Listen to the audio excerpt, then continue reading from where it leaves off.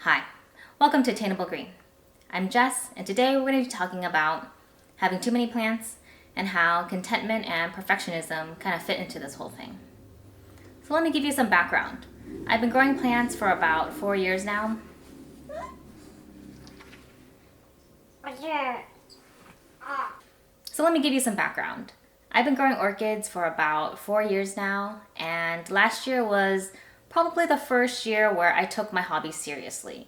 That basically meant I bought a lot of plants, like unusual species, hybrids, and just lots of plants in general. It's fun and easy to buy new plants and share them in haul videos. But I get caught up in the excitement of getting new things that I forgot to take care of what I have. So in this case, a lot of my plants got neglected, and I lost a couple of plants. It was a very costly mistake, and one I don't want to repeat. So this year, I'm going to be strict about plants I'm bringing into my collection. I'm hitting the limit on how many plants I can take care of responsibly.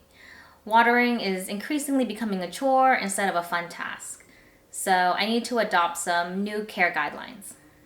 For example, I'm going to be adding some self-watering or semi-hydro containers to reduce my watering times. I'm going to be adding some slow-release fertilizer, so I don't have to create a liquid solution each time I water. By changing a couple little things here and there, I'm hoping that this will ease my workload. On social media, it's easy to get caught up in the beautiful blooms and perfect plants. We're seeing the best of the best on a daily basis, and it becomes increasingly hard not to compare. It's hard not to be envious, to be jealous, and to think that we're not good enough or I'm not good enough. These thoughts spur discontentment and dissatisfaction. I have cats that love to chew on my orchid leaves.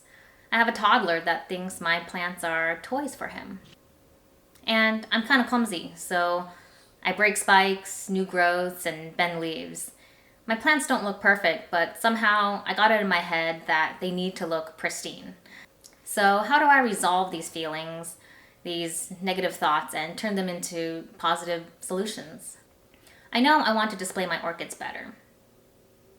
I want to have them look aesthetically pleasing in my space as much as I want beautiful plants. I want to be satisfied with my current collection, and that means spending more time with them. It also means limiting my time on social media and stop window shopping for new plants. I want to be more mindful of what I do and take into account all aspects of orchid growing and make sure that this is a healthy hobby, not just for my plants, but also for my emotional well-being. I guess all of this is to say, I just want to give myself permission. Permission to let go of all these unrealistic expectations of my plants and of myself. I'm pretty much a newbie grower, and I'm comparing myself to people who have decades of orchid growing experience. I'm giving myself permission to just enjoy my plants in whatever state that they're in, whether they're in bloom, whether they're just growing or dormant, or even if they're just ugly. Just enjoy the process of growing orchids. At the end of the day, I grow orchids for my enjoyment, and that's why I make videos too. Well, that's it. Thank you so much for listening, and I'll see you in the next episode. Bye!